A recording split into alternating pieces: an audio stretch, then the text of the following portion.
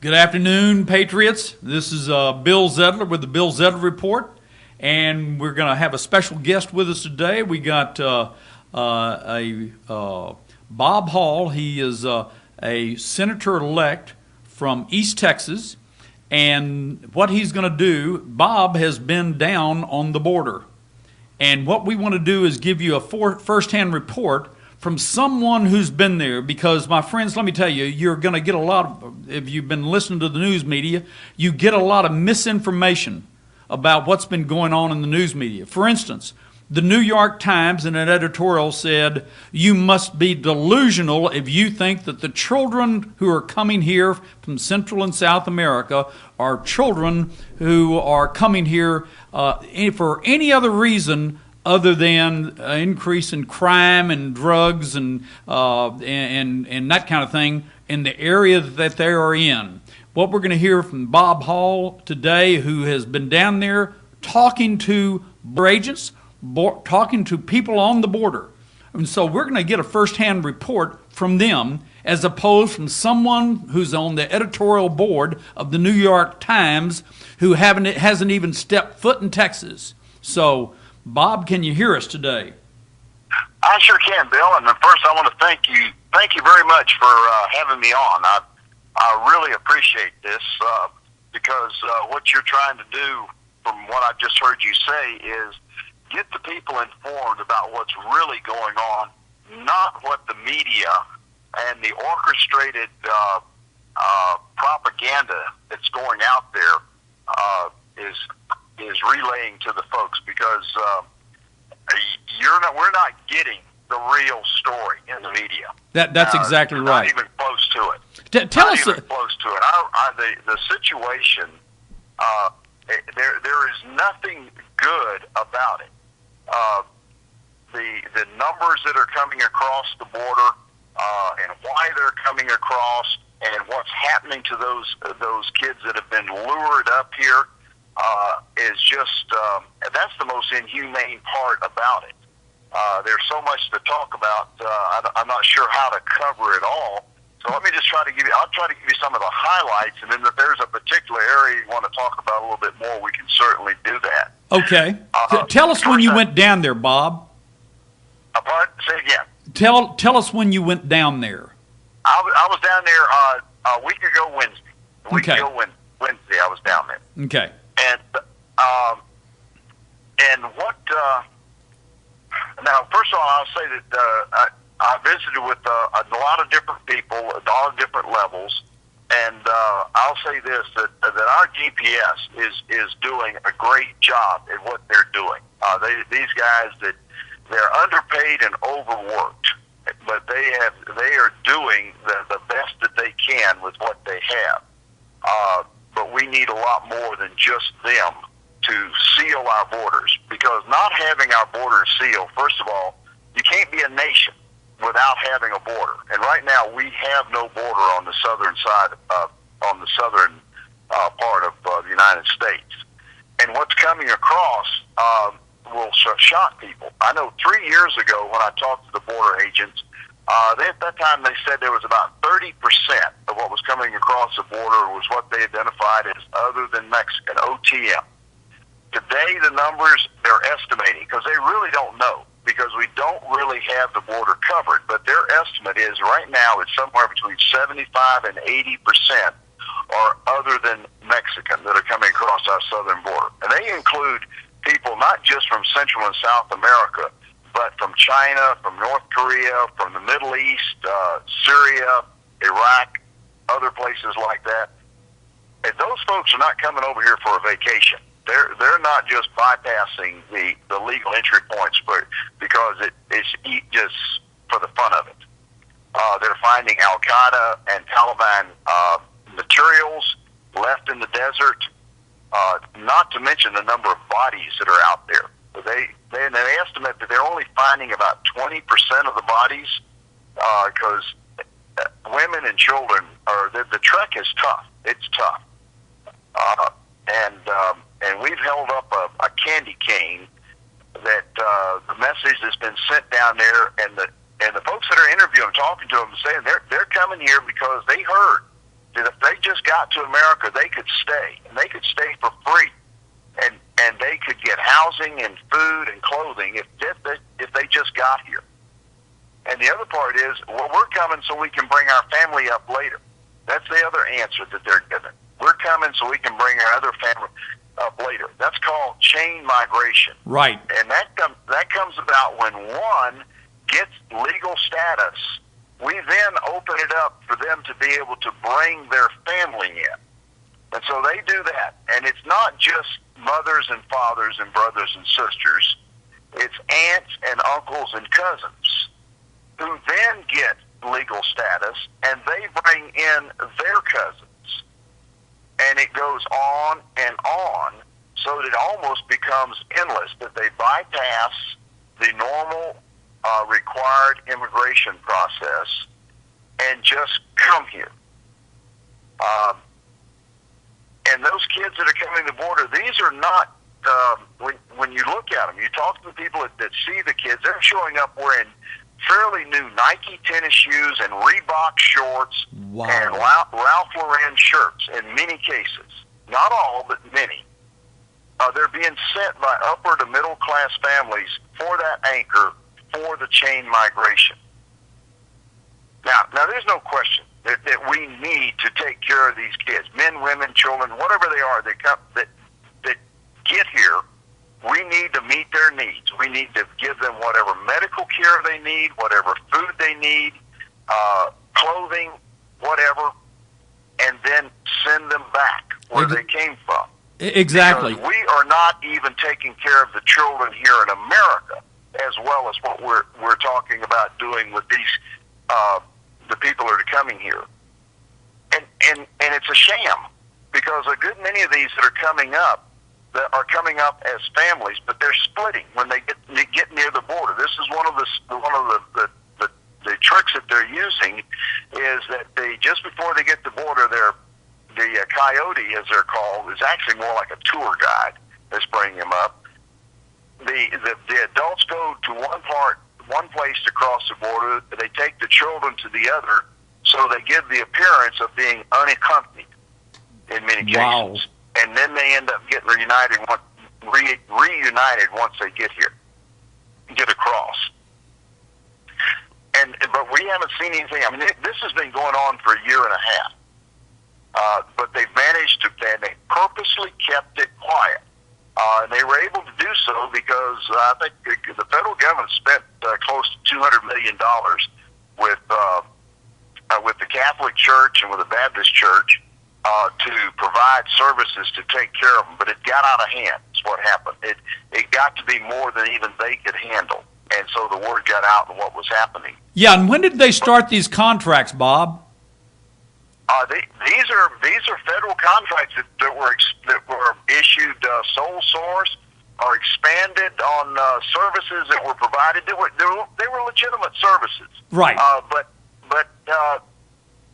they were expanded. I mean, those contracts were let for the facilities that are now being built, that are just being completed. They were let months and months ago to build these detention facilities they have now. The new ones, the ones with the flat panel TVs, and the beauty salons and the playgrounds in them, those were let several months ago.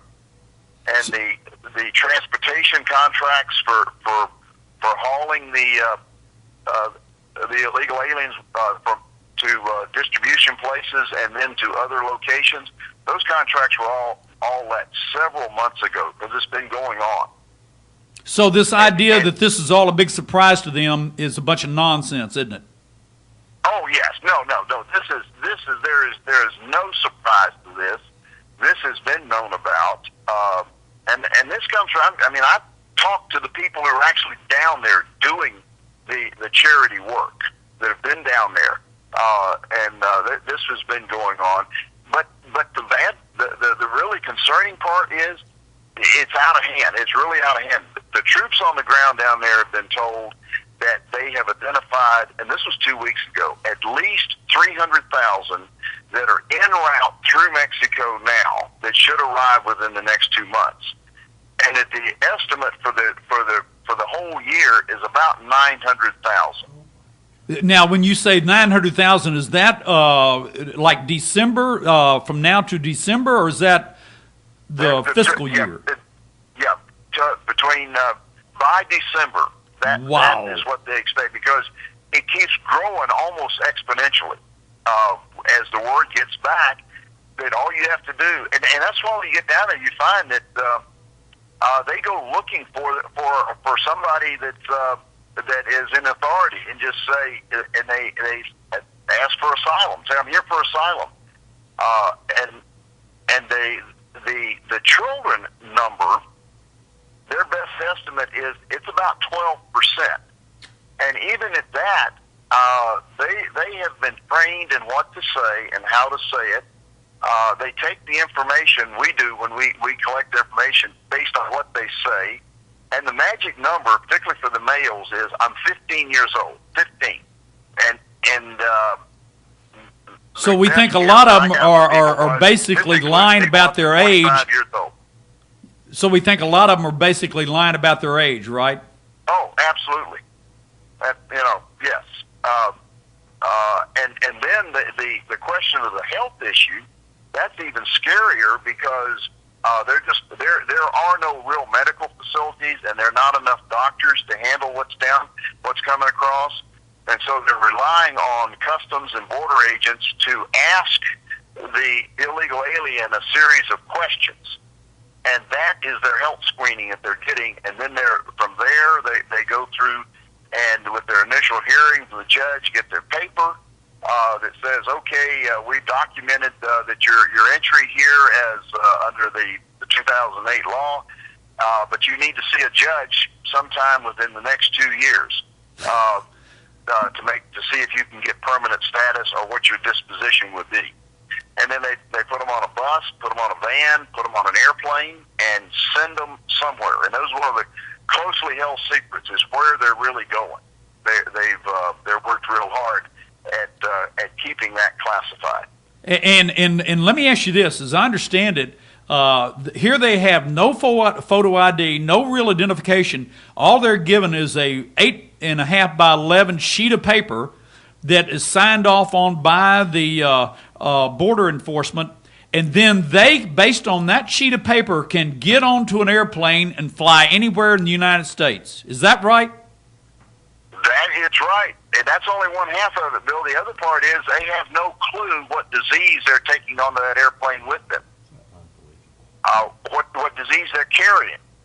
And so and those are commercial airliners that go and land in Minneapolis or New York or Chicago, and when the plane takes off again, somebody else is sitting in that seat or sitting next to it. Whoa. And now I know a lot of the people that they're saying they're coming in with scabies and chicken pox and that kind of thing, but I just heard on a report today that since January they've found 70 people who have come to that they've caught at the border, who have come from the 3 countries in Africa where this Ebola outbreak has occurred in. Have you heard that? That may be. I don't know. I did not. That was not something that I picked up when I was down there talking to the people. So I would not be surprised. I do know that other than that, I've got a very good friend who's a doctor in Dallas who has been there practicing for about 25 years, and she said she had never seen a case of tuberculosis in those 25 years, and now has seen 3 cases in the last 2 months. Wow. Here in Dallas. Wow. 3 cases when she hadn't seen any in 25 years. No control. I mean, the other part of it, Bill, that makes it so bad is that all of this effort that's going on right now is all concentrated down in the McAllen area. And so we've got the entire Laredo, El Rio sectors wide open, and the gangs and the drug cartels are just having a field day, basically uninhibited.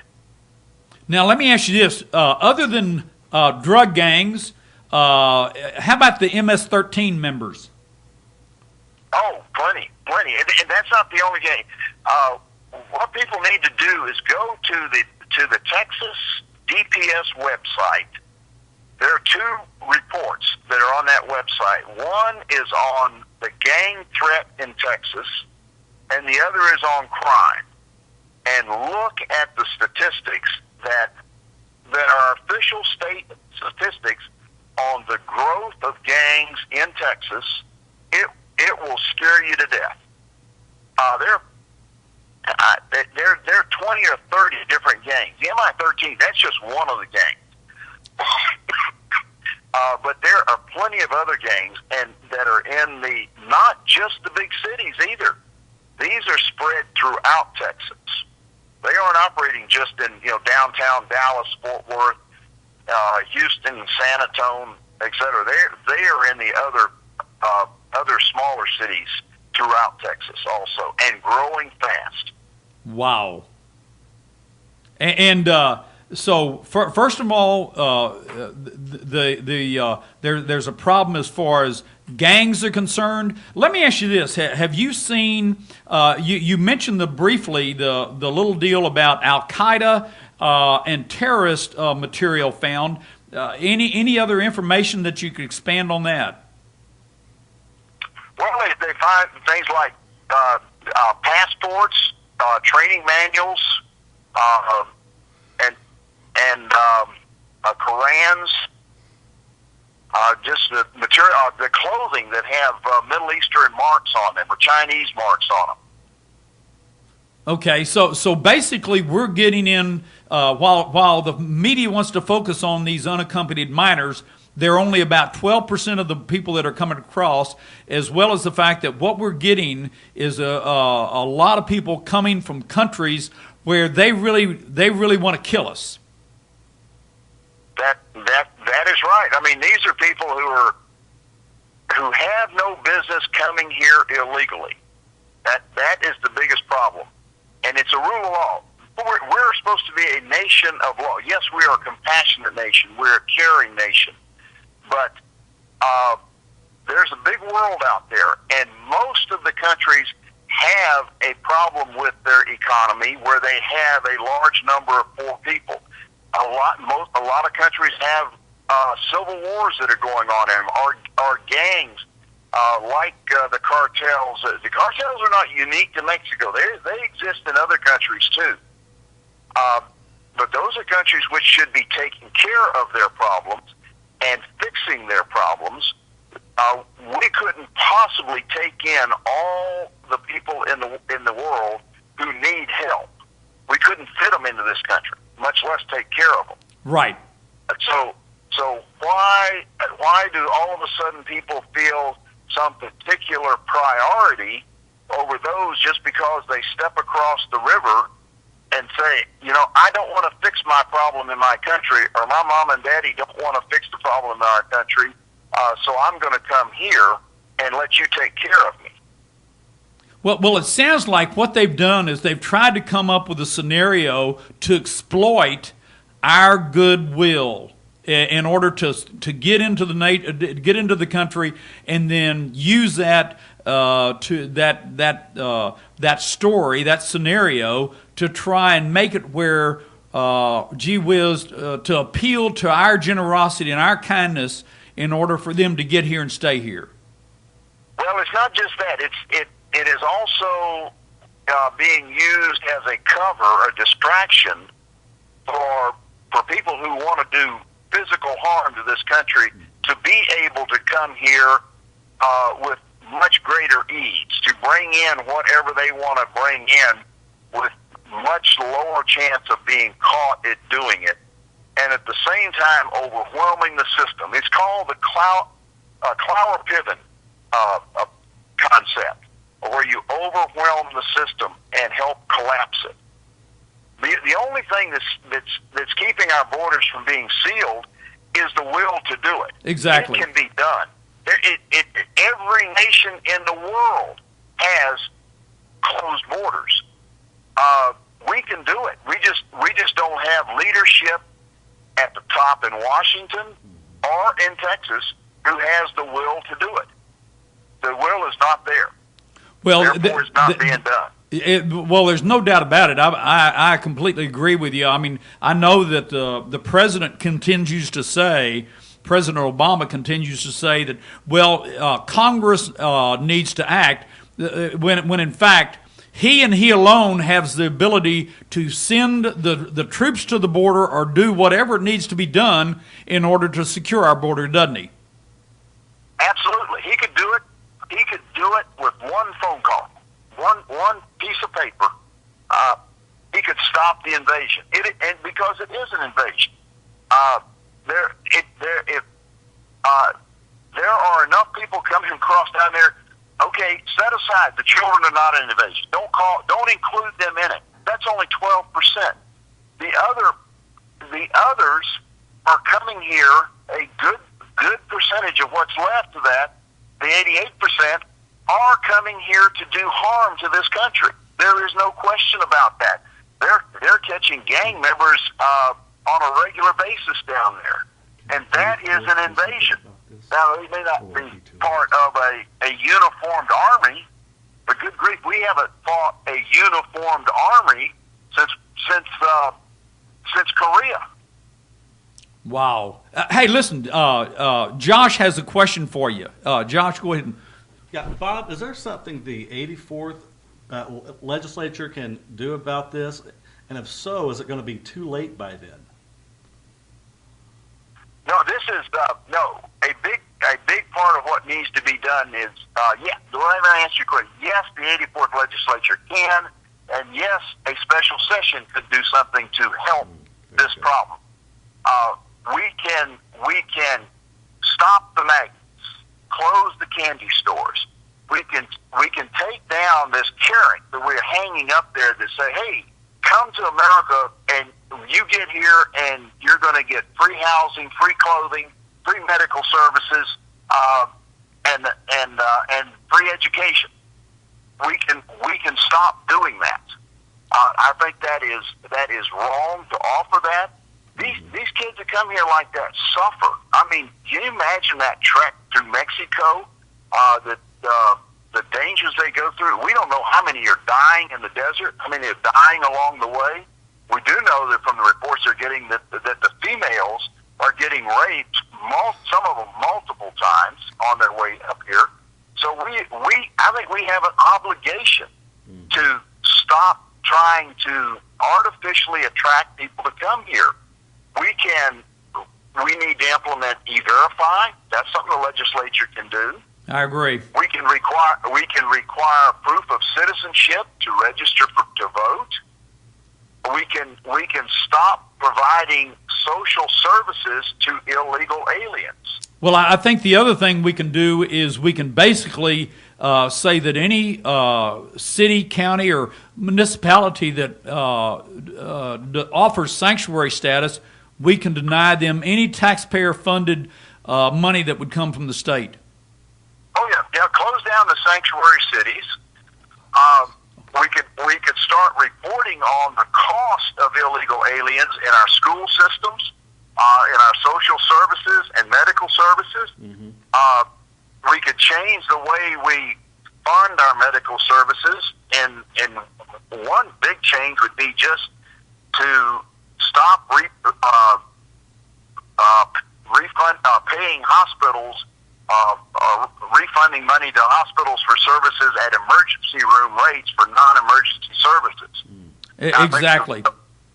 We should always provide life-threatening emergency services to anybody without regard to who's going to pay for it. There's no question about that. Right. But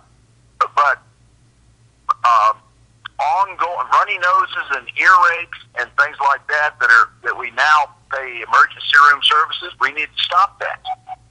Exactly. In fact, I don't know if you saw I think it was from the Center for Immigration Studies that basically said in the state of Texas, we are right now currently without this, that was before this big influx of all these unaccompanied minors and things. Before that, we were basically laying out about $8 billion a year. The taxpayers of the state of Texas were laying out about $8 billion a year for the students that were going K through 12. In other words, probably about half of that came from local taxpayers and the other half came from the state. But that it was about $8 billion a year that we're currently paying for the children who are here illegally? You're probably right on that, but another thing that we could do that currently is a disservice in the long run. A disservice in the long run to people coming here who do not speak English is to have the bilingual classes that we have. We need to have English as the official language of Texas and teach people that come here how to speak English in an immersion program so they can assimilate into the society. Exactly. As long as we have a language barrier, the language barrier is what keeps people separated. Hey, that was God's solution when they were at the Tower of Babel, and He wanted to make sure they didn't work together. Exactly. But I think to keep people separated, and that keeps people separated. And those that are here legally are American, and we're all Americans. This is not liberal or conservative or Democrat or Republican. Those that are here as citizens are American citizens, and that's the language of America, and that's the language that will bring us together and cut down and eliminate this social warfare that we have, our ethnic warfare that the current administration keeps trying to push on us. Exactly. Bob, we got about 2 minutes to wrap it up. Let's real concise here. Wouldn't you agree that what we've got to do is make sure that the Americans are well aware of the fact that these children are not fleeing some type of violence down in Central and South America, but really they've come here because they've been told that if they get here, they can stay. And that what the real charitable thing to do would be, first and foremost, when they get here, to apprehend them, do not release them back into society, but rather to detain them, 100% detention, and then 100% removal. Absolutely.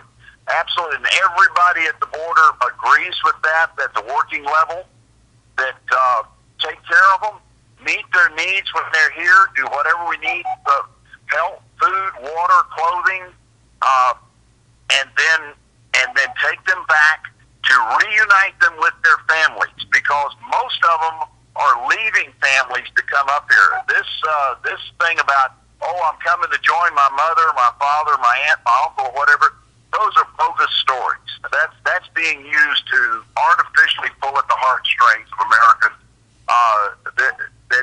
It's not happening. And so you're absolutely right. We need to make sure that the narrative that gets out, that our border issue is one of security, and the humanitarian part of that is to close the border, take care of the kids that would meet their needs, and then reunite them with their families back where they came from. That's exactly right. And that is the only way to solve this crisis on the border. And that is the most charitable thing that we can do for all the children. Absolutely.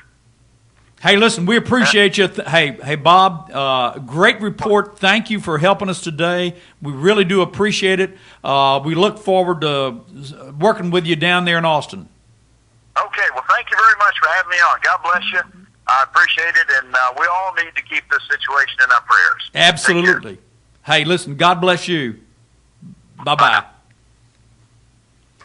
Well, folks, there it is today.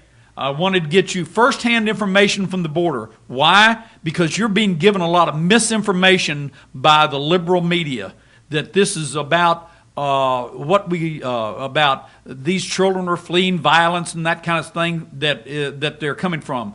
But you know what? Even if they were, my friends, let me tell you something. That is going on, just like Bob pointed out. That is going on around the world. If we were to somehow say, okay, if you're going to flee violence, all you got to do is come here, let me tell you, we couldn't even begin to bring them into this country.